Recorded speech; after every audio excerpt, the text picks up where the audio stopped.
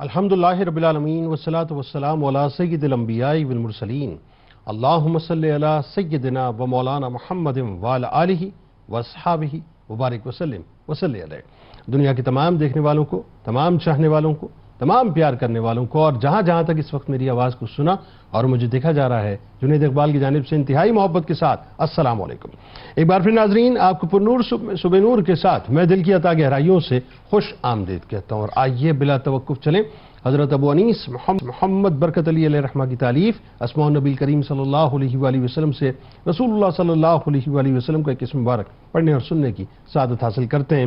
سیدنا الموقن صلی اللہ علیہ وآلہ وسلم، ہمارے سردار، اللہ تعالیٰ پر کامل یقین رکھنے والے، درود و سلام بھیجے اللہ آپ صلی اللہ علیہ وآلہ وسلم پر، آپ صلی اللہ علیہ وآلہ وسلم کے آل پاک پر اور صحابہ کرام رضوان اللہ تعالیٰ علیہم اجمعین پر۔ حضور نبی کریم صلی اللہ علیہ وآلہ وسلم ارشاد ہے کہ اللہ تعالیٰ کی ذات پر کامل یقین کے ساتھ رزق کی تلاش میں نکلو، اللہ تعالیٰ آپ کو اس جگہ سے رزق عطا فرمائے گا جہاں آپ کا وہم و گمان بھی نہ ہوگا۔ ناظرین، ہمارے ساتھ آپ ضرور آج جڑے رہیں۔ خاص طور پہ میں ماؤں بہنوں بیٹیوں سے تو گزارش کروں گا کہ وہ ضرور اس پروگرام میں ہمارے ساتھ رہیں، کیونکہ آج آپ نے مل کے ادب کے دامن کو تھام کر انتہائی عقیدت کے ساتھ، انتہائی محبت کے ساتھ، انتہائی الفت کے ساتھ، بلکہ یوں کہیے کہ مودت کی شاہراہ پر چل کر اس بارگاہ میں حاضری دینی ہے جو بارگاہ ناظرین اس کائنات کی سب سے عظیم ترین بارگاہ ہے۔ دیکھیے، میں آپ کو ایک بات بلا تمثیل سمجھاؤں، یہ جو مائیں ہوا کرتی ہیں نا، ان ماؤں کے مقام اور مرتبے کو اگر کوئی کہے کہ صاحب بیان کیا جائے تو آپ کسی کی ماں کے مقام اور مرتبے کو بیان نہیں کر سکتے۔ اولاد خود چاہے کہ اگر میں اپنی ماں کے مقام کو بیان کر دوں تو وہ بیان نہیں کر سکتے، صاحب بیان ہی نہیں کر سکتے، کیونکہ ماں وجود ہی ایسا ہوا کرتا ہے۔ کجا اس کے ناظرین کہ دنیا کی ساری ماؤں کو ملائیے اور ان کو پھر اس بارگاہ میں لے جائیے جو امت کی ماؤں کی بارگاہ ہے، تو ذرا سوچئے کہ امت کی ماؤں کی جو بارگاہ ہے ان کا مقام اور مرتبہ کیا ہوگا، جو رسول کریم صلی اللہ علیہ وآلہ وسلم کے عقد میں تشریف لائیں، جن کو رسول کریم صلی اللہ علیہ وآلہ وسلم کی زوجیت نصیب ہوئی، جن کو وہ کاشانہ اقدس نصیب ہوا کہ جس کاشانہ اقدس پہ جبرائیل امی بھی انتہائی ادب کے ساتھ، انتہائی احترام کے ساتھ، انتہائی مودت کے ساتھ اپنی سلامی پیش کرنے آتے تھے، جن کو وہ کاشانہ اقدس نصیب ہوا کہ جو کاشانہ اقدس اس کائنات کا سب سے حسین ترین، سب سے خوبصورت ترین، سب سے خوشبودار ترین کاشانہ اقدس ناظرین، جن کو وہ کاشانہ اقدس نصیب ہوا جو اس کائنات کا سب سے زیادہ پاک اور مطہر کاشانہ اقدس ہے۔ ذرا سوچئے ناظرین کہ ان کو وہ کاشانہ اقدس نصیب ہوا کہ جس کاشانہ اقدس میں میرے آپ کے سرکار مدینہ صلی اللہ علیہ وآلہ وسلم تشریف فرما ہوتے ہوں تو ان کا مقام اور مرتبہ کیا ہی ہوگا، کہ جن کو رسول کریم صلی اللہ علیہ وآلہ وسلم کے صبح و شام نصیب ہوئے، جو رسول کریم صلی اللہ علیہ وآلہ وسلم کی توقیر بنی، جو رسول کریم صلی اللہ علیہ وآلہ وسلم کی عزت بنی، جو رسول کریم صلی اللہ علیہ وآلہ وسلم کی عصمت بنی، جن کو سرکار مدینہ صلی اللہ علیہ وآلہ وسلم نے یہ شرف بخشا کہ انہوں نے دن اور رات رسول کریم صلی اللہ علیہ وآلہ وسلم کی چاکری کی، ان کی خدمت گزاری کی، ان کی غلامی کی۔ میں آج کسی اور کی بات نہیں کر رہا ناظرین، ان تمام ماؤں کی جھرمٹ میں آئیے اس ماں کا ذکر کرتے ہیں جنہیں دنیا انتہائی ادب کے ساتھ حضرت سودا سلام اللہ علیہا کے نام سے یاد کرتی ہیں۔ بڑا ہی کمال آپ کا مرتبہ صاحب، اور کیوں نہ ہو، یعنی سوچیے نا کہ اس جھرمٹ کو ازواج النبی کا ٹائٹل دے کے قرآن نے رہتی دنیا تک کتنا ہی ممتاز کر دیا ہے۔ اس جھرمٹ کو اللہ تعالیٰ نے امہات المومنین کا ٹائٹل دے کے ناظرین رہتی دنیا تک کتنا ہی ممتاز کر دیا ہے۔ اس جھرمٹ کو ناظرین اللہ تعالیٰ نے اپنے محبوب صلی اللہ علیہ وآلہ وسلم کے لیے باقاعدہ سلیکٹ کیا، یعنی یہ اللہ کی سلیکشن ہے اور اس کے بعد سرکار مدینہ کی سلیکشن ہے۔ حضرت سودا کے بخت پر میں قربان جاؤں صاحب کہ 2 مرتبہ خواب میں آپ کو باقاعدہ بشارت دی گئی کہ آپ حرم نبوی صلی اللہ علیہ وآلہ وسلم کی زینت بننے والی ہیں، اور آپ کی انسٹنکٹ، آپ کی فطرت کیا ہی پاک اور صاف یعنی آپ کو اللہ تعالیٰ نے عطا کی۔ آپ سوچئے کہ اسلام لانے سے قبل بھی کسی بھی جاہلانہ رسوم کے اندر جو ہے وہ آپ مخل نہ ہوا کرتی تھی، یعنی عالم یہ تھا کہ آپ اس سے مکمل طور پہ دور رہا کرتی تھی، اور قبول اسلام کا معاملہ ایسا کہ سابقون الاولون کے حسین ترین جھرمٹ کے اندر آپ تشریف فرما ہیں، یعنی یہاں سرکار مدینہ صلی اللہ علیہ وآلہ وسلم نے اسلام کے پیغام کو عام کرنا شروع کیا، اور وہاں آپ نے اسلام کے پیغام کو نہ صرف قبول کیا بلکہ اپنے پہلے شوہر کے ساتھ وہ تمام تکالیف برداشت کی جو کہ اس وقت کفار مکہ مسلمانوں پر ڈھایا کرتے تھے۔ آپ جانتے ہیں ناظرین، یہ ہجرت کر لینا بہت آسان نہ تھا، انتہائی کٹھن ترین معاملہ تھا جس کو حضرت سودا سلام اللہ علیہ نے اختیار کیا ہے۔ جو امہات المومنین کا مقام اور مرتبہ ہے، کوئی تخصیص نہیں ہے اور کوئی ڈسکریمنیشن نہیں ہے، مطلقاً امہات المومنین کے بارے میں قرآن جو کہتا ہے۔ آغاز فرمائیے۔ بسم اللہ الرحمن الرحیم۔ بہت شکریہ۔ جس طرح اللہ تبارک و تعالی نے دیگر مخلوق سے انبیاء کرام علیہم السلام کو ممتاز فرمایا، اور حضرات انبیاء کرام علیہم السلام میں ہمارے اور آپ کے پیارے آقا مصطفیٰ جان رحمت العالمین جناب خاتم النبیین صلی اللہ تعالی علیہ وآلہ وسلم کو سب سے افضل اور بلند و بالا کیا، اسی طریقے سے اگر ہم خواتین کا معاملہ دیکھیں تو وہ خواتین کے جنہوں نے اسلام قبول کیا، نفس اسلام میں سب برابر ہیں، کہ تمام خواتین جن کو ہم کہتے ہیں مسلمات یا مؤمنات، وہ تمام خواتین جو دار اسلام میں داخل ہوئیں یا ہو رہی ہیں یا ہوں گی، نفس ایمان میں سب برابر ہیں، کہ ایمان ظاہر ہے کہ سب کا اسلام کے اعتبار سے مومنین ہیں یا مومنات ہیں، مسلمین مسلمات ہیں، اس اعتبار سے۔ لیکن میرے پیارے نبی صلی اللہ تعالی علیہ وآلہ وسلم کے گھر مبارک میں، حجر مبارکہ میں، حبالہ عقد میں جو تشریف فرما ہوئی ہیں خواتین، اللہ تبارک و تعالی نے ان کو چند خصوصیات سے نوازا ہے، اور وہ خصوصیات کیا ہیں؟ پہلی خصوصیت تو جو آپ نے ذکر فرمایا اور جس لقب سے انہیں یاد کیا جاتا ہے وہ ام المؤمنین ہے۔ اللہ۔ اور اگر سب کو جمع کریں تو ازواج النبی کیا ہوئی؟ امہات المؤمنین۔ جتنی بھی میرے آقا علیہ الصلوۃ والسلام کی ازواج مطہرات رضی اللہ تعالی عنہن ہیں، وہ تمام کی تمام ایمان والوں کی مائیں ہیں، اور 11 پر امت کے جو مورخین ہیں ان کا اتفاق ہے، اور ان 11 ازواج کے اندر نبی پاک علیہ الصلوۃ والسلام کی 6 تو خاندان قریش سے ہیں، اور باقی 4 جو ہیں اس کے علاوہ خاندان قریش سے جو ہیں حضرت خدیجہ، حضرت عائشہ صدیقہ، حضرت حفصہ، حضرت ام حبیبہ، حضرت ام سلمہ، حضرت سودا بنت زمعہ رضی اللہ تعالی عنہن، جن کا ذکر ہم کریں گے انشاءاللہ۔ اور 4 ازواج وہ ہیں کہ جو خاندان قریش سے نہیں بلکہ باہر سے عرب کے دیگر قبائل سے ہیں، جن میں 2 زینب، جن میں حضرت زینب بنت جہش ہے، حضرت زینب بنت خزیمہ ہے، حضرت میمونہ ہے، حضرت جویریہ یا جویریہ بھی ایک ذکر کیا بنت حارث۔ یہ 4 وہ ہیں کہ جو عرب قبائل سے تعلق رکھتے ہیں مگر خاندان قریش سے نہیں ہیں، اور ایک وہ ہیں کہ جو وہ بعد میں، یعنی جو 11 ازواج میں ان کا ذکر کرتا ہوں یہاں پہ اس وقت۔ اچھا یہ ہوگی۔ اس کے علاوہ ایک زوجہ نبی پاک علیہ الصلوۃ والسلام کے صفیہ بنت حیی رضی اللہ تعالی عنہا، تو یوں اس اعتبار سے 11 ازواج ہیں۔ اور اس کے بعد ماریہ قبطیہ رضی اللہ تعالی عنہا کا ذکر خیر آتا ہے کہ جو ازواج مطہرات رضی اللہ تعالی عنہن میں تو شامل نہیں ہیں مگر نبی پاک علیہ الصلوۃ والسلام کی ملکیت میں تشریف فرما ہیں، تو یوں اس اعتبار سے یہ 11 ازواج اور حضرت ماریہ قبطیہ رضی اللہ تعالی عنہ کا ذکر خیر یوں کیا جاتا ہے۔ تو یوں ہم یہ دیکھیں تو یہ جو تمام کے تمام ازواج مطہرات رضی اللہ تعالی عنہن جن کا ذکر خیر، جن کا نام لینے کی مجھے سعادت حاصل ہوئی ہے، ان تمام کی یہ شان ہے کہ قرآن نے ان کو کہا وَأَزْوَاجُهُ أُمَّهَاتُهُمْ، کہ یہ تمام جو ازواج ہیں نبی پاک علیہ الصلوۃ والسلام کی، یہ امت کی مائیں ہیں۔ دوسری سعادت اور دوسری فضیلت ان کے اعتبار سے یہ ہے کہ دیکھیے کہ ہم یہ کہتے ہیں کہ ہمارے پیارے آقا صلی اللہ تعالی علیہ وآلہ وسلم کے عقد میں، حضور کے نکاح میں جتنی خواتین تشریف لائی ہیں ان کا مقام مرتبہ کتنا بلند و بالا ہے۔ ہم کہیں تو بات کچھ اور ہے، قرآن نے ان کے بارے میں یہ کہا کہ دیکھیں ہم نماز پڑھیں اللہ ہمیں اجر عطا فرماتا ہے، نیکی کریں اجر عطا فرماتا ہے۔ اسی طریقے سے خواتین جو کسی کے نکاح میں جائیں وہ اپنے شوہر کی اطاعت کریں، فرمانبرداری کریں، اللہ کے حکم کو مانیں، اللہ تعالیٰ نے اجر عطا فرمایا کہ مثال کے طور پہ من جاء بالحسنۃ فلہ عشر امثالہا، جو ایک نیکی کرے اس کا بدلہ اس کو 10 گنا دیا جائے گا۔ بالکل ٹھیک۔ ازواج مطہرات کے ساتھ یہ معاملہ نہیں ہے، فرمایا کہ حضور کے نکاح میں آ گئی نا تو ان کی کیفیت یہ ہے کہ وَمَن يَقْنُتْ مِنكُنَّ إِلَىٰ وَرَسُولِهِ وَتَعْمَلْ صَالِحًا نُؤْتِهَا أَجْرَهَا مرتين، عمل ایک کریں گی اللہ تعالیٰ اجر دگنا عطا فرمائے گا۔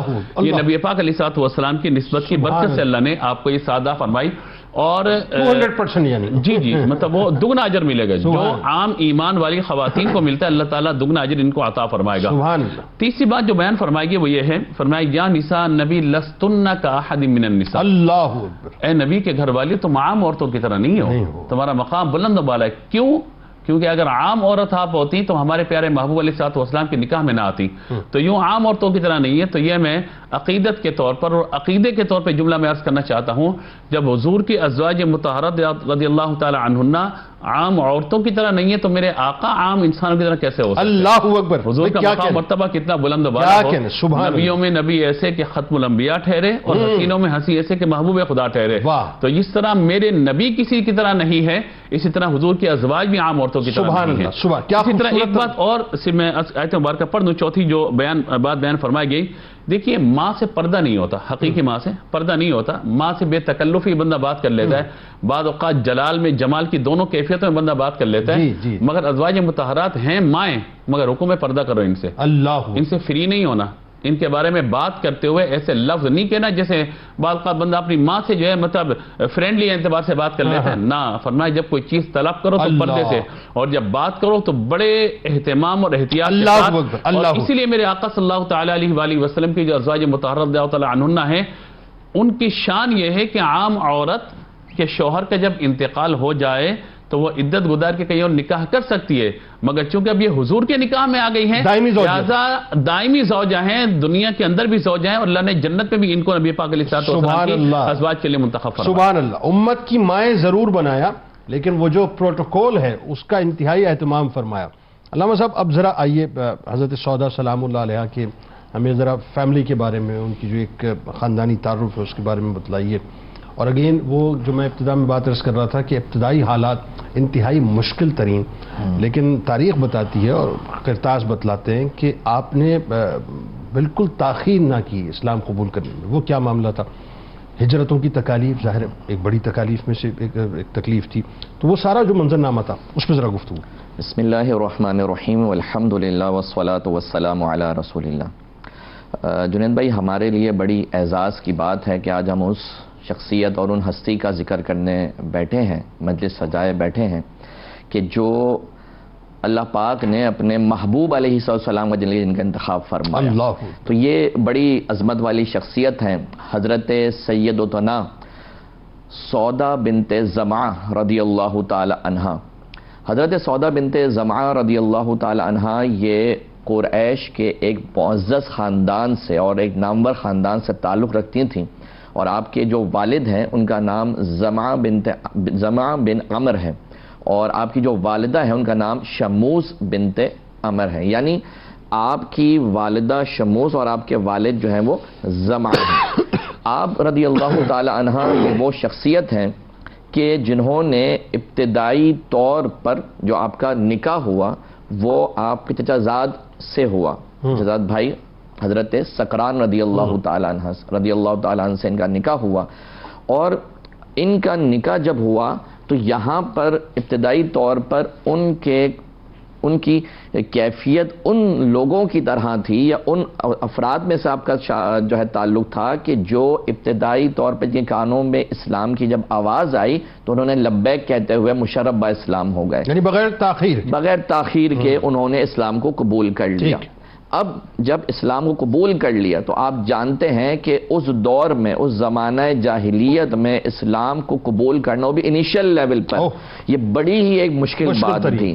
آج بھی اگر آپ اندازہ لگائیں کہ اگر آپ جو ہے وہ دریا کے مخالف سمت میں جاتے ہیں تو وہ جانا آسان نہیں ہوتا. وہاں تو لوگ آپ کے خون کے پیاسے ہوئے ہیں، ان سب کو پس پش رکھتے ہوئے حضور کی آواز پر لبیک کہتے ہوئے اسلام سے وابستہ ہو جانا، یہ بڑی عظمت والی بات ہے. اور یہی وجہ ہے کہ آپ کو پھر قرآن مجید فرقان حمید نے السابقون الاولون کی جو جماعت ہے اس میں شامل فرمایا. اب ظاہر سی بات ہے جب آپ ایمان لے کے آ گئیں، آپ کے زوجہ محترم ایمان لے کر آ گئے، تو جو مخالفین تھے ان کی طرف سے تو بھئی ایجیٹیشن شروع ہوئی، ریزسٹنس شروع ہوئی.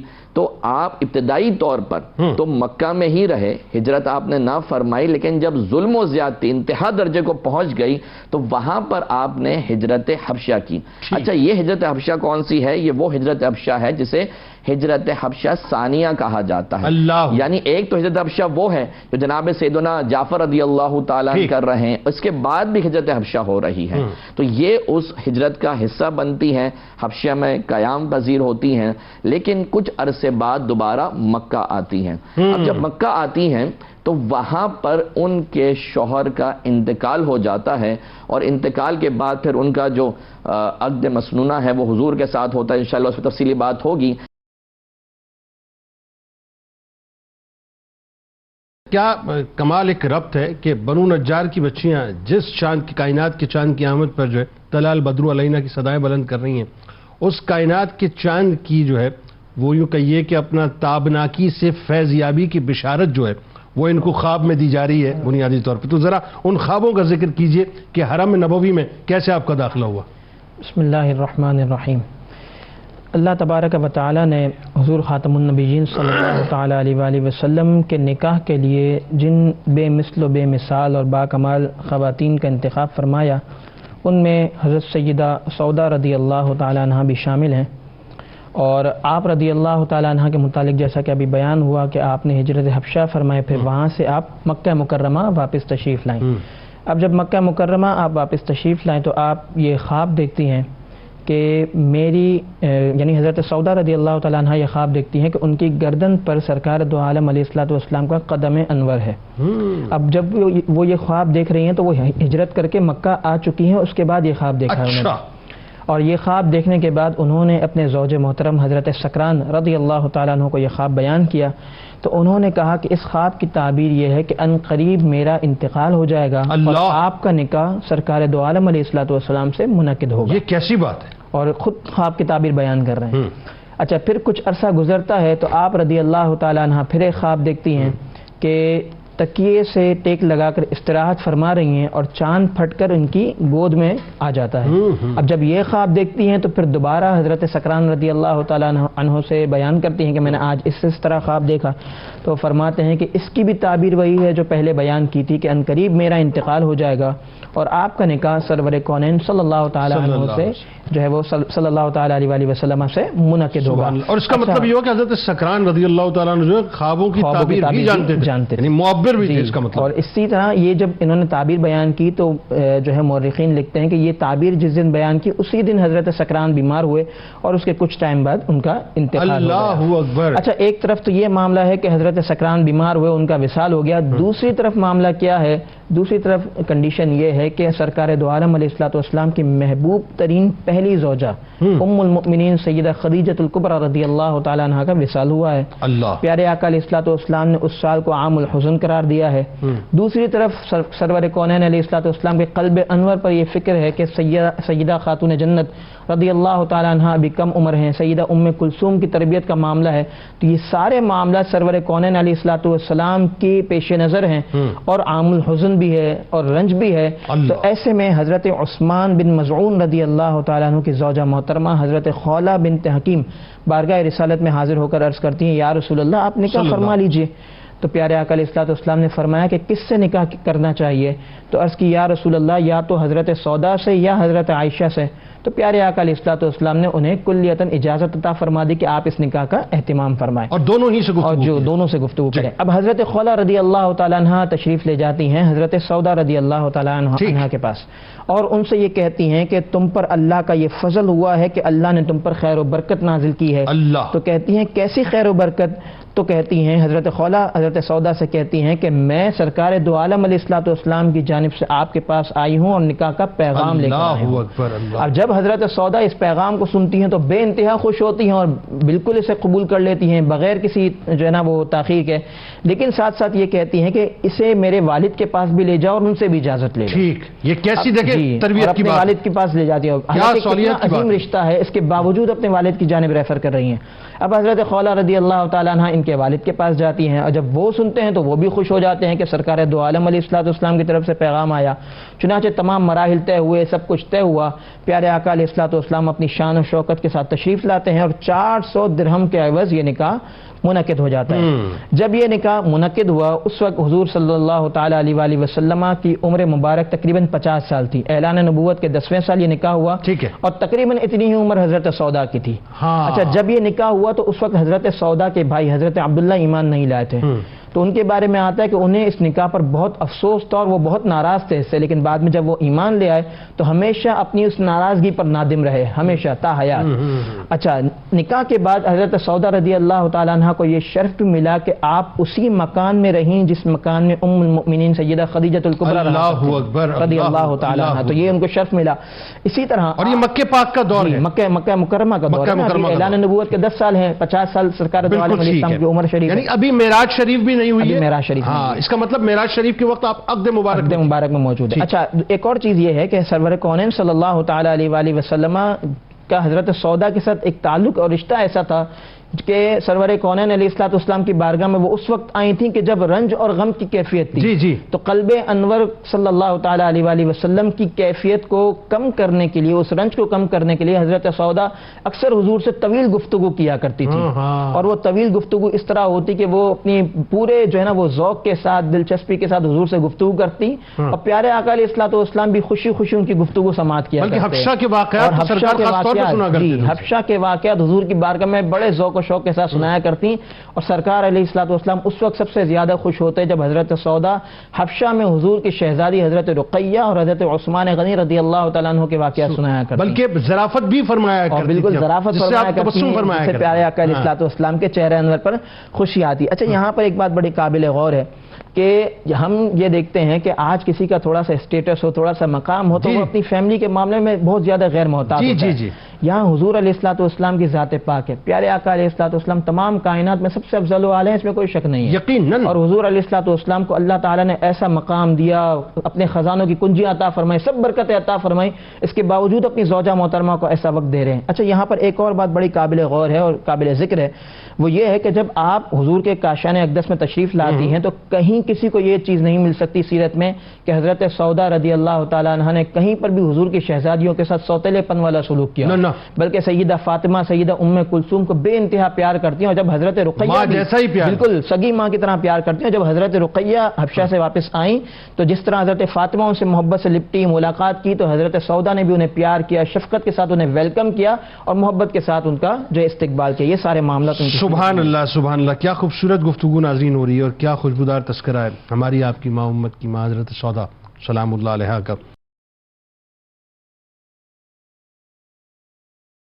پرسنالٹی آپ کی بڑی کمال تھی علامہ صاحب، اس پہ ذرا گفتگو کیجئے کہ شخصی اوصاف اور مطلب ڈائیورسٹی بہت تھی، اس پہ گفتگو کریں، اور ساتھ ساتھ یہ بھی بتائیں کہ سخاوت کیا ہی کمال، اور پھر مرویات کے بارے میں بھی ان کی بتلائیے. بسم اللہ الرحمن الرحیم. آپ کی شخصی اوصاف حضرت سودا بنت زمعہ رضی اللہ تعالیٰ عنہ کے حوالے سے میں یہ عرض کروں یہاں پر کہ دیکھیے، پہلی تو آپ کی جو خوبی ہے یا کمال جو اللہ نے عطا فرمایا وہ تو یہ ہے کہ ازواج مطہرات میں آپ کا شمار ہے.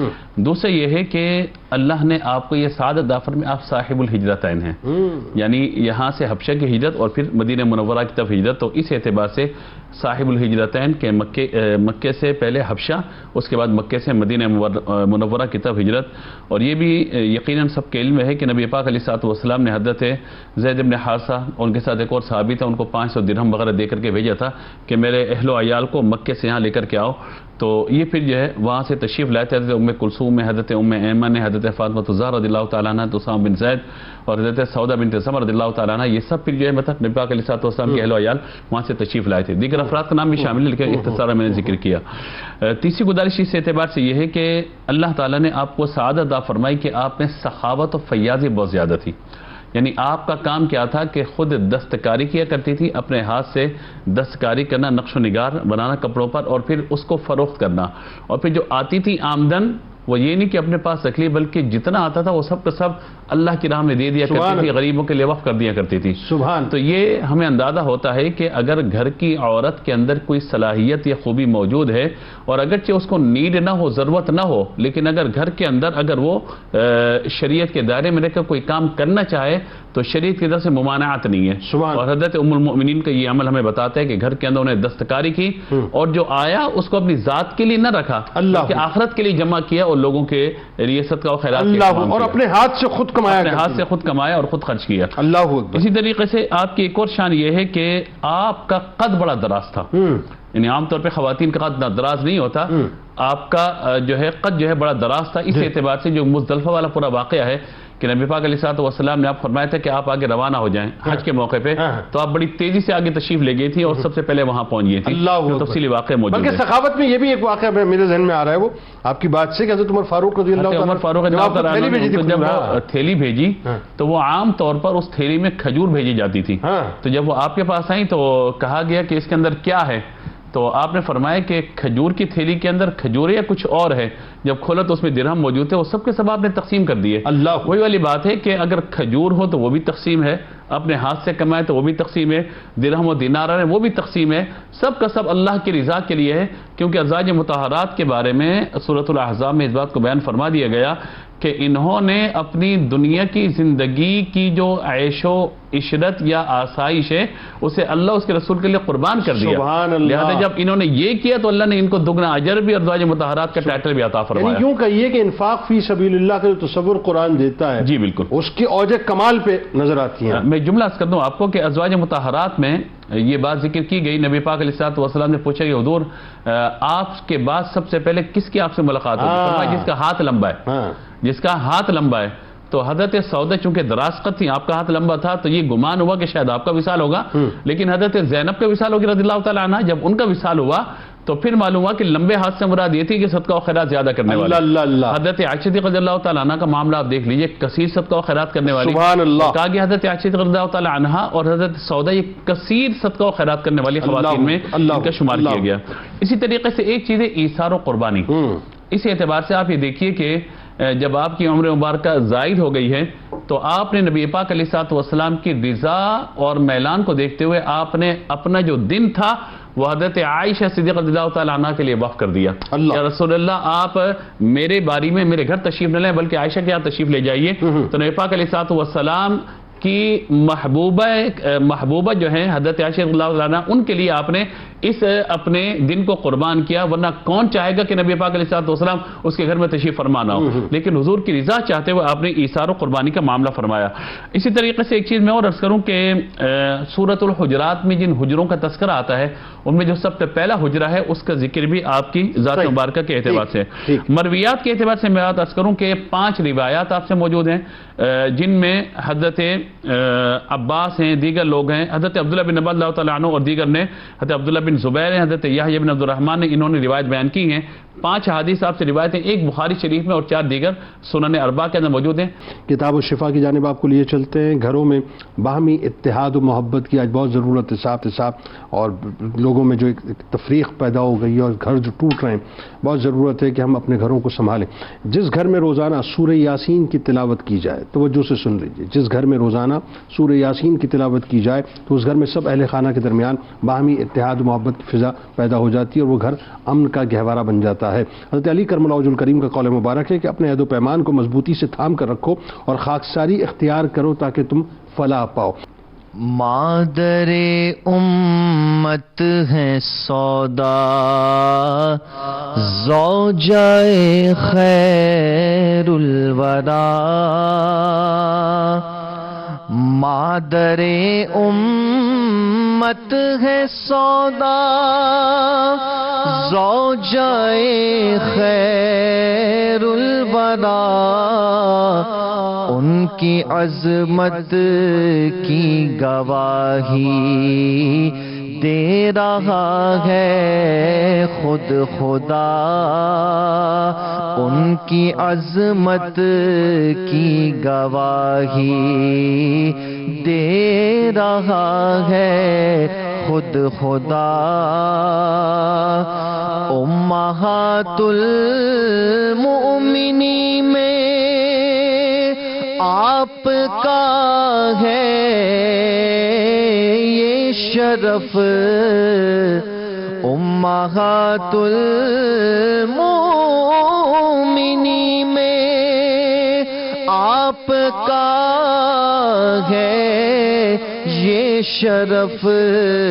سائلوں پر لطف فرما ان کا تھا دست سخا. سائلوں پر لطف فرما ان کا تھا دست سخا.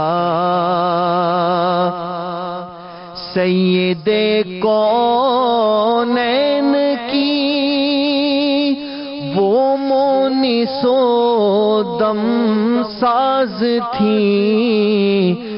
سید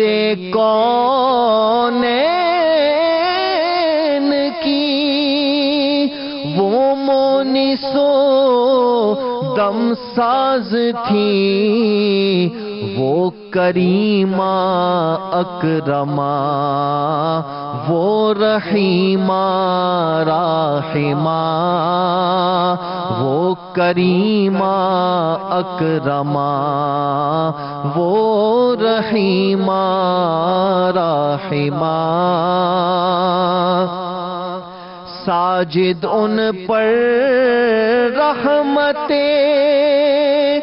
رحمان ہے ہر ہر گھڑی ساجد ان پر رحمت رحمان ہے ہر ہر گھڑی خلد اعلیٰ سے بھی ان کا نوری حجرہ بڑھ گیا خلد اعلیٰ سے بھی ان کا نوری حجرہ بڑھ گیا مادر امت ہے سودا زوجائے خیر الورا ان کی عظمت کی گواہی دے رہا ہے خود خدا